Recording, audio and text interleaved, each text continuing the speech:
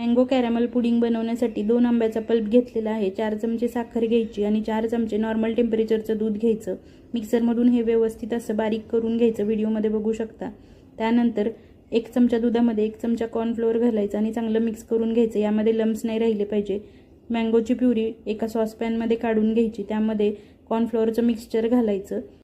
Continue ढवळत एक 10 minute तरी हे मंद गॅसवरती हीट करून घ्यायचं, व्हिडिओमध्ये तुम्ही बघू शकता. शुगर कॅरॅमल बनवण्यासाठी एका पॅनमध्ये 2 चमचे साखर आणि 1 चमचा पाणी घालायचं आणि याचा कलर चेंज होईपर्यंत हे हीट करून घ्यायचं. त्यानंतर हे कॅरॅमलाइज्ड मिक्सचर एका वाटीमध्ये काढून घ्यायचं. वाटीला पूर्णपणे कडेने असं लावून घ्यायचं आणि मँगोचा जो पल्प आपण हीट करून घेतला होता तो वाटीमध्ये घालायचा. फॉईल लावून 2 ते 3 तास फ्रीजमध्ये ठेवून द्यायचं. 2-3 तासात हे व्यवस्थित सेट होतं, पण माझ्या मुलाला खूप घाई झाली होती. आम्ही एक 10 ते 15 मिनिटातच हे काढलं. 2-3 तास फ्रीजमध्ये ठेवलं तर चांगलं सेट होतं. तुम्ही नक्की करून बघा.